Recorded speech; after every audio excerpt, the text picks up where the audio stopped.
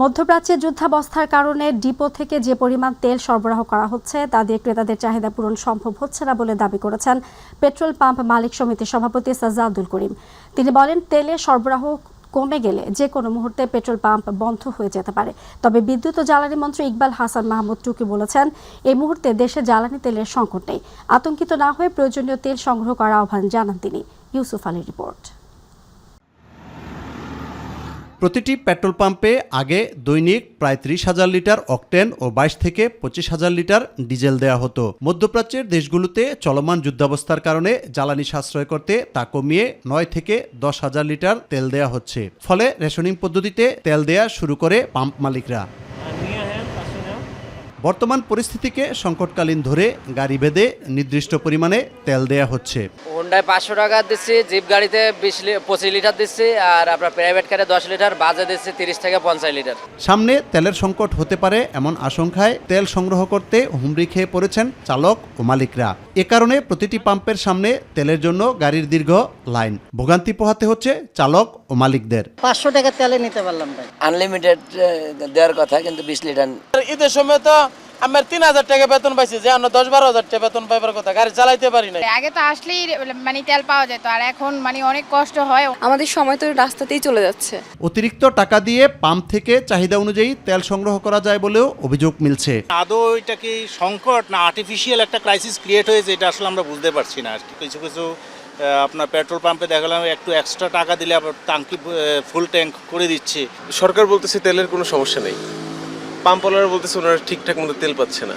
কোনো সরকারি কোনো সিন্ডিকেটকে দমাইতে পারে নাই, সো এখানে দমাবে না। সংকট সমাধানে সরকারের কার্যকর উদ্যোগ চান ভুক্তভোগীরা। সব পাম্পেই যদি তেল অ্যাভেলেবল হয়, এই এক পাম্পে সবাই মিলে ভিড় করবে না। এই জ্বালানির ব্যাপারটা খুব গুরুত্ব সহকারে দেখা উচিত। বাংলাদেশ পেট্রোল পাম্প ওনার্স অ্যাসোসিয়েশনের সভাপতি সাজ্জাদুল করিম বলেন, ডিপো থেকে পর্যাপ্ত তেল সরবরাহ না দেয়ায় পাম্প থেকেও চাহিদা মতো দেয়া যাচ্ছে না। তিনি অভিযোগ করেন, আশঙ্কায় অনেকে তেল মজুত করায় সংকট প্রকট হচ্ছে।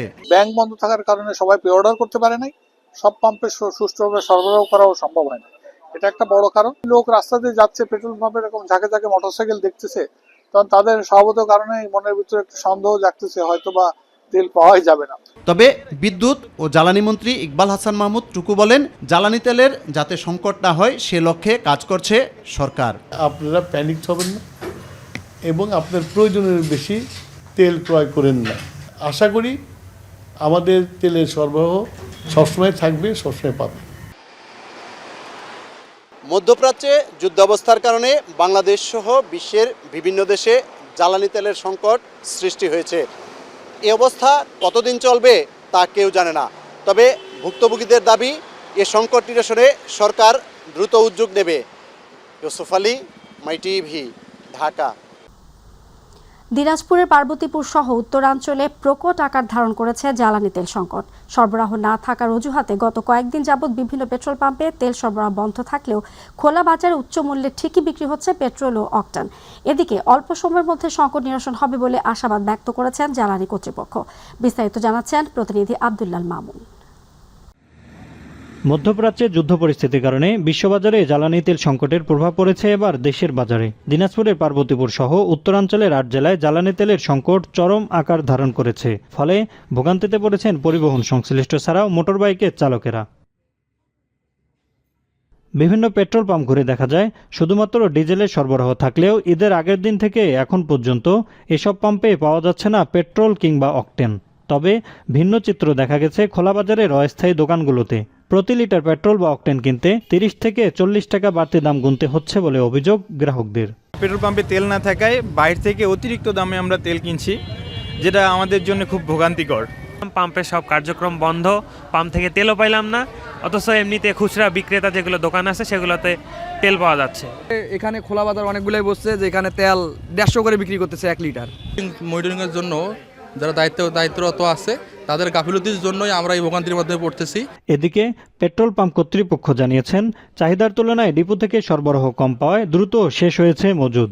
ফলে পেট্রোল ও অকটেন বিক্রি বন্ধ করে দিতে বাধ্য হয়েছেন তারা। যদি লাগে সপ্তাহে 13,000 লিটার তেল, তো সেখানে আমরা পাচ্ছি অনলি 4,500 লিটার তেল বা 3,000 লিটার তেল। এটা দিয়ে তো আসলে আমাদের সপ্তাহ কাভার করা যায় না। রেগুলার চাহিদা থাকে সেটা হলো 1800 থেকে 2000 লিটার পেট্রোল লাগে আমাদের। অপরদিকে কর্তৃপক্ষের নির্দেশনা মোতাবেক উত্তরাঞ্চলেও তেল সরবরাহ করা হচ্ছে। তবে সৃষ্ট এ সংকট দ্রুত সময়ের মধ্যে নিরসন হবে বলে আশাবাদ ব্যক্ত করেন এই কর্মকর্তা। আমরা কোম্পানির পর্যায়ে নির্দেশনা পেয়ে থাকি, নির্দেশনা মোতাবেকই উত্তরাঞ্চলের বিশেষ করে রংপুর বিভাগীয় জেলাগুলোতে ন্যায্য ভাবেই আমরা তেল সরবরাহ করে যাচ্ছি। আব্দুল্লাহ আল মামুন, মাই টিভি, পার্বতীপুর। এলজিআরডি মন্ত্রী ও বিএনপি মহাসচিব মির্জা ফখরুল ইসলাম আলমগীর বলেছেন, বিএনপি বেহেশতের টিকিট বিক্রি করে না, সৎ কাজ করে। তিনি বলেন, নির্বাচনের পূর্বে বিএনপি যে প্রতিশ্রুতি দিয়েছিল তা সবকিছুই পূরণ করা হবে। আর পররাষ্ট্র প্রতিমন্ত্রী শামা ওবায়েদ জানান, মার্কিন যুক্তরাষ্ট্রের সঙ্গে হওয়া অন্তর্বর্তী সরকারের চুক্তি বাস্তবায়নে সরকার কাজ করবে। রাকিব হাসানের রিপোর্ট। ঠাকুরগাঁও সদর উপজেলার রায়পুর ইউনিয়নের নেহানদী পুনঃখনন কাজের উদ্বোধন করেন এলজিআরডি মন্ত্রী এবং বিএনপির মহাসচিব মির্জা ফখরুল ইসলাম আলমগীর। এ সময় মধ্যপ্রাচ্যের যুদ্ধ দেশের জন্য বড় ক্ষতি করবে জানিয়ে তিনি আশঙ্কা প্রকাশ করেন, সামনের দিনগুলোতে সবকিছুর দাম বাড়তে পারে। তেলের দাম বাড়বে, আমাদের জিনিসপত্রের দাম বেড়ে যাবে, কিন্তু সেগুলোকে সয়ে নিয়ে আমাদেরকে আগে যেতে হবে। আমাদের কৃষকদের অনেক সমস্যা বললাম আগে, এই জন্য আমরা ওইটা সমাধান করার লক্ষ্যে কত করতে পারি।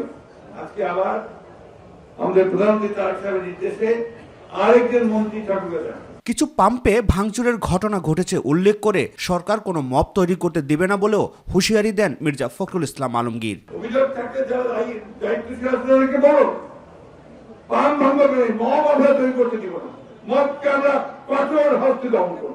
এদিকে পররাষ্ট্র প্রতিমন্ত্রী সাংবাদিকদের জানান, দেশের স্বার্থ বজায় রেখে যুক্তরাষ্ট্রের সঙ্গে অন্তর্বর্তী সরকারের চুক্তি বাস্তবায়নে যাবে সরকার। যুক্তরাষ্ট্রের সাথে আমাদের একটা না অনেক চুক্তি আছে, তো সব চুক্তি নিয়ে আলাপ আলোচনা হবে। আমি আবারও বলছি যে বাংলাদেশের মানুষের স্বার্থ রক্ষা করে আমরা চুক্তিগুলোতে যাব। রাকিব হাসান, মাই টিভি। দেশের উন্নয়নমূলক কাজে বাধা সৃষ্টি করলে কাউকে ছাড় দেওয়া হবে না বলে হুঁশিয়ারি দিয়েছেন পররাষ্ট্র প্রতিমন্ত্রী শামা ওবায়েদ। বিকেলে বিএনপির সাবেক মহাসচিব ও সাবেক মন্ত্রী কে এম ওবায়দুর রহমানের 19তম মৃত্যুবার্ষিকী উপলক্ষে স্থানীয় বিএনপি আয়োজিত স্মরণ সভা ও দোয়া মাহফিলে প্রধান অতিথির বক্তব্যে তিনি একথা বলেন। দলের নেতাকর্মীদের উদ্দেশ্যে তিনি সাংগঠনিক কার্যক্রম আরও জোরদার করার আহ্বান জানান। কোন সরকারি মদতে আমার নাম ব্যবহার করে, শামা ওবায়দের নাম ব্যবহার করে যেন কোনো কেউ অন্যায্য কাজ করতে না পারে। আমি ইতিমধ্যে সবগুলো সরকারি অফিসে আমি আমার পক্ষ থেকে সেই চিঠি গেছে, সেটা আপনারা নিশ্চয়ই অবগত আছেন। আপনারা দুর্নীতি প্রশ্রয় দিবেন না। আমার সবসময় অঙ্গীকার একটা মাদক মুক্ত, দুর্নীতি মুক্ত নগরকান্দা, দুর্নীতি মুক্ত সালটা, মাদক মুক্ত সালটা আমরা গড়ে তুলতে চাই ঐক্যবদ্ধভাবে। সেই জন্য আপনারা সবাই সহযোগিতা করবেন। রাজনৈতিক বিবেচনায় নিয়োগ দেওয়া জেলা প্রশাসক বাতিল করে অবিলম্বে স্থানীয় সরকার নির্বাচনের দাবি জানিয়েছেন জামায়াতের আমির ও বিরোধী দলীয় নেতা ডক্টর শফিকুর রহমান। জুলাই বিপ্লবের আকাঙ্ক্ষা ও জুলাই জাতীয় সনদ বাস্তবায়নের প্রতিশ্রুতি থেকে বিএনপি সরকার 180 ডিগ্রি ঘুরে গেছে বলে মন্তব্য করেন দলের সেক্রেটারি জেনারেল মিয়া গোলাম পারওয়ার। ঈদ পরবর্তী শুভেচ্ছা বিনিময়কালে তারা এ মন্তব্য করেন। মাহবুব সৈকতের রিপোর্ট। দলীয় কর্মসূচিতে অংশ নিতে কক্সবাজার সফরে যান জামাতের সেক্রেটারি জেনারেল অধ্যাপক মিয়া গোলাম পরওয়ার। বিমানবন্দরে সাংবাদিকদের সাথে আলাপকালে অভিযোগ করেন, জুলাই সনদ বাস্তবায়ন নিয়ে রাজনৈতিক দ্বিচারিতা করছে বিএনপি। তারা জুলাই সনদকে বাস্তবায়নের যে প্রতিশ্রুতি দিয়েছিলেন জাতির উদ্দেশ্যে, জাতির কাছে, সেই জায়গা থেকে তারা একেবারে 180 ডিগ্রি ফিরে গেছে। এখানে জনগণ হতাশ এবং নিরাশ। আমরা এখানে অনুরোধ জানাবো সরকারি দলকে, পার্লামেন্টে জুলাই জাতীয় সনদকে লোকেরা প্রেসিডেন্সিয়াল অর্ডার, গণভোটের মধ্য দিয়ে আইনি প্রক্রিয়ার শেষ জায়গা হলো সংবিধান সংস্কার পরিষদ, সেখানে আপনারা এটা অনুমোদন করেন এবং সংবিধানের তফসিলে এটা আইন হিসেবে অন্তর্ভুক্ত করেন। এদিকে মৌলভীবাজারের কুলাউড়া উপজেলার নিজ বাড়িতে সর্বস্তরের জনগণের সাথে ঈদের শুভেচ্ছা বিনিময় করেন জামাত আমির। সিটি, পৌরসভা এবং জেলা পরিষদে রাজনৈতিক বিবেচনায় নিয়োগ দেয়াদের অব্যাহতি দিয়ে দ্রুত স্থানীয় সরকার নির্বাচনের দাবি জানান বিরোধী দলীয় নেতা ডাক্তার শফিকুর রহমান। নির্বাচিত জনপ্রতিনিধিরা জনসমর্থন নিয়ে দায়বদ্ধ হয়ে তারা এসে দায়িত্ব পালন। যারা প্রশাসক ওদের কিসের আবার দায়বদ্ধ? ওরা না সরকারের নিয়োগ পাওয়া মানুষ আর না জনগণের সমর্থিত মানুষ। আমরা তো দেখতে চাই তারা জনগণের কাছে দায়বদ্ধ হবে। এই জন্য আমাদের দাবি স্পষ্ট, অনতি বিলম্বে সকল স্তরের স্থানীয় সরকার নির্বাচন দিতে হবে। এদিকে রাজধানীর একটি হলরুমে ২৪শে জুলাই অভ্যুত্থানের শহীদ পরিবারের সদস্য এবং আহতদের সাথে শুভেচ্ছা বিনিময় করেন জামাত ইসলামী ঢাকা মহানগরীর উত্তরের আমির মোহাম্মদ সেলিম উদ্দিন। আমাদের শহীদেরা যে ত্যাগের বিনিময়ে আপনাকে আমাকে জেল থেকে মুক্ত করেছে, কথা বলার স্বাধীনতা দিয়েছে, একটা জাতীয় নির্বাচন করার সুযোগ করে দিয়েছে। অনুষ্ঠানে দ্রুত হত্যার বিচার সম্পন্ন করার দাবি জানান শহীদ পরিবারের সদস্যরা।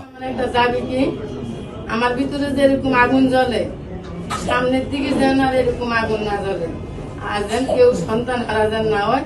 মাহবুব সৈকত, মাই টিভি, ঢাকা। আমি এইটুকু দাবি চাই। পবিত্র ঈদ উল ফিতরের দীর্ঘ 7 দিনের ছুটি শেষ হচ্ছে আজ। আগামীকাল প্রথম কর্মদিবস, তাই রাজধানীতে ফিরতে শুরু করেছে কর্মজীবী মানুষ। বাস ও রেল স্টেশনগুলোয় ঢাকায় ফেরা যাত্রীদের ভিড় দেখা গেছে। সাধারণ মানুষ জানান তেমন কোনো ভোগান্তি ছাড়াই স্বস্তিতে ফিরেছেন তারা। এসএম আরিফের রিপোর্ট। পরিবারের সাথে ঈদ আনন্দ কাটিয়ে রাজধানীতে ফিরছেন কর্মজীবী মানুষ। কমলাপুর রেল স্টেশনে ঢাকায় ফেরা যাত্রীদের উপচে পড়া ভিড়। যাত্রা স্বস্তি হলেও এই ফেরার আনন্দ নেই যাত্রীদের মাঝে, কেননা ফেলে এসেছেন প্রিয়জনকে। ছুটি শেষে শুরু হয়ে যাচ্ছে কর্মময় জীবনও। অনেক আনন্দে কাটছে, অনেক মজা করছি আমরা। ইচ্ছা ছিল আরো কিছুদিন থাকার, কিন্তু কর্মের তাগিদে চলে আসা হয়েছে। ছুটি শেষ হয়ে গেলে মোটামুটি মনটা খারাপ হয় যে পরিবারের সাথে ছিলাম, আত্মীয় স্বজনের সাথে ছিলাম, তারপরেও আবার কাজে তো ফিরতে হবে। ইনশাল্লাহ সবকিছু মিলে অনেক ভালো ঈদ কাটিয়েছি। ঈদের তৃতীয় দিনে অনেকে আবার ঢাকা ছাড়ছেন। তাদের বেশিরভাগের উদ্দেশ্য বেড়ানো। একদম ভিড় হয়, তখন যাওয়াটা কনভিনিয়েন্ট মনে হয় না। সবাই আনন্দ ফুর্তির জন্য আর কি, বাবা মারা দেখার জন্য আর কি যাচ্ছি দেশে। যান্ত্রিক গোলযোগের কারণে ফিরতি ঈদযাত্রার প্রথম দিন সকালে শিডিউল বিপর্যয় ঘটে রেলে। তাতে কয়েকটি ট্রেনে যাত্রা বিলম্ব হলেও এবারের ঈদযাত্রা স্বস্তিতেই কেটেছে বলে মনে করেন ঢাকা স্টেশন ম্যানেজার। আমাদের যে কম্পিউটার বেস ইন্টারলকিং সিস্টেমের মাধ্যমে আমরা ট্রেন পরিচালনা করি, এই কম্পিউটার বেস ইন্টারলকিং সিস্টেমটা কিছু সময়ের জন্য আউট অফ অর্ডার হয়।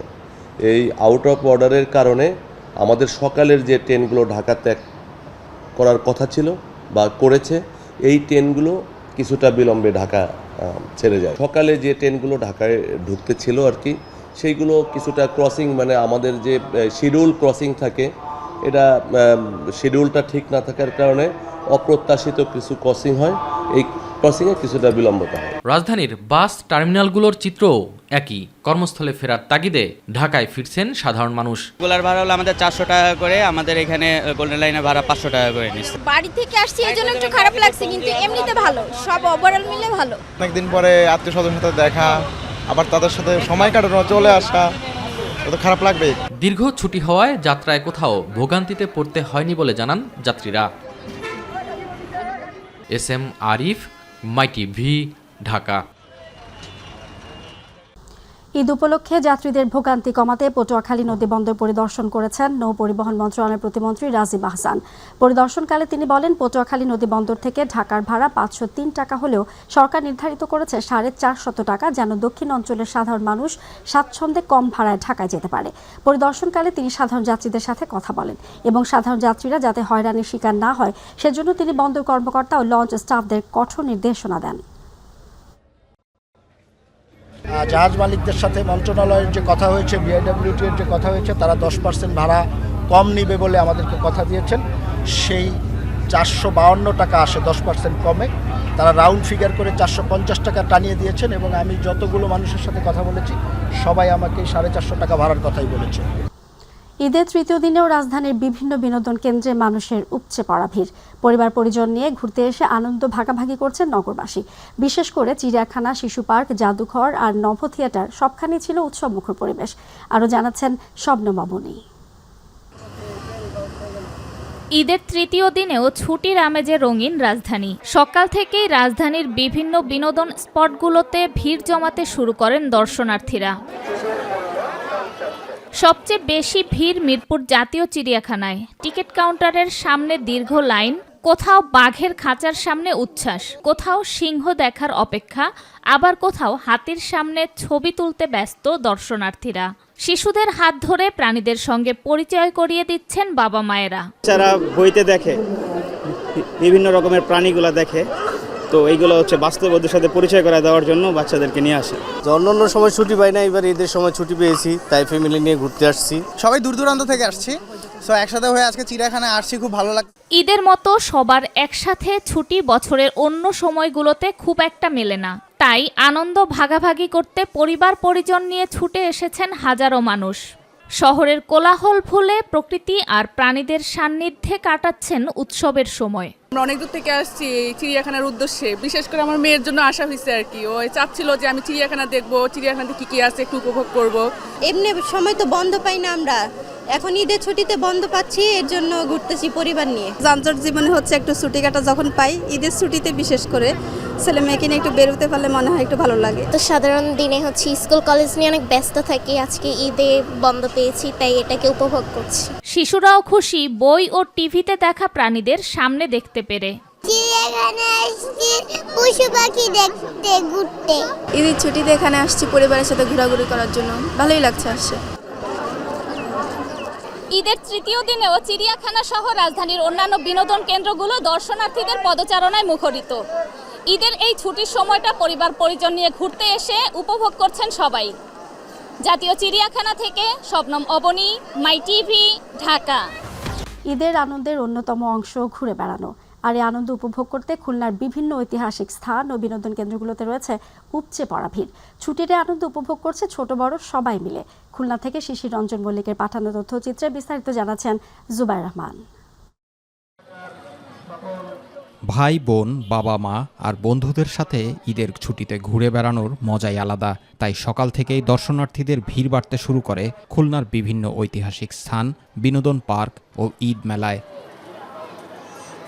খুলনা নগরীর Khalishpur wonderland, Mujgunni SS Gilatala cantonment শিশু পার্ক সহ মেলায় দর্শনার্থীদের ভিড় ছিল চোখে পড়ার মতো। নানা রং বেরঙের পোশাক পরে মনের আনন্দে বিভিন্ন গেমস উপভোগ করে শিশুরা।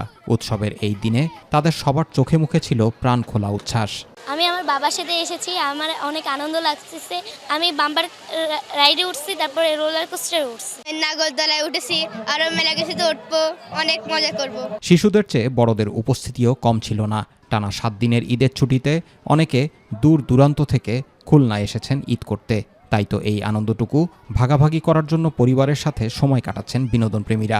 অনেক ভালো লাগছে ঈদের দিন, আসলে আমরা খাওয়া দাওয়া করে বাসতে বের হয়েছি, আর এখানে পরিবেশও অনেক ভালো। আমরা ঈদের আনন্দ ভাগাভাগি করার জন্য পরিবার নিয়ে এখানে ঘুরতে আসছি, সবাই মিলে আনন্দ করতে আসছি।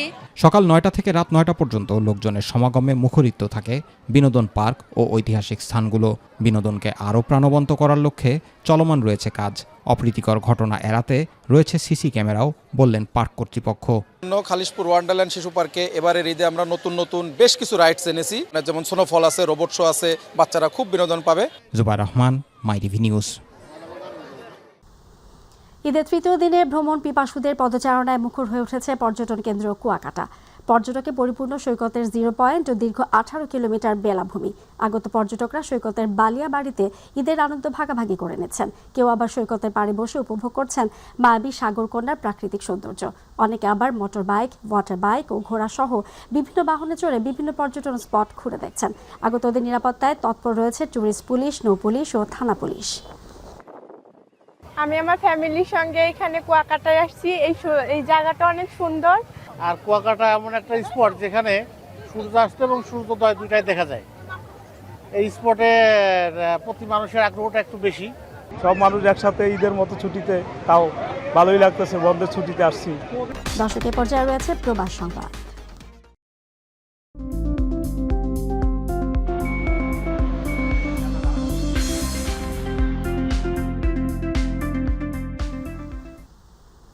প্রতি বছর ঈদ আসে ত্যাগের মহিমা নিয়ে, তবে প্রবাসে কর্মরত অনেকেই নানা কারণে এই আনন্দ বঞ্চিত হন। তাদেরকে নিয়ে মালয়েশিয়া কুয়ালালামপুরের আমপাংয়ে একটি প্রতিষ্ঠান এক ব্যতিক্রমী উদ্যোগ নিয়েছে, যা সকলে প্রশংসা কুড়িয়েছে। মালয়েশিয়ার নিয়োগকর্তা কর্তৃক কর্মীদের সম্মানে এ ধরনের ঈদ পুনর্মিলনীর আয়োজন খুবই বিরল। এই উদ্যোগে প্রায় 500 জন অংশ নিতে পেরেছেন, যারা সাধারণত কর্মস্থলে বা অন্য কোনো কারণে ঈদ উদযাপনের আনন্দ উপভোগ করতে পারেন না। নিয়োগকর্তার এই মানবিক দৃষ্টিভঙ্গি প্রবাসীদের মধ্যে এক নতুন উদ্দীপনার সৃষ্টি করেছে। পাশাপাশি মালয়েশিয়ার উচ্চ পদস্থ কর্মকর্তারা, দাতশ্রী, চাইনিজ ও মালয় নাগরিক এই অনুষ্ঠানে উপস্থিত ছিলেন।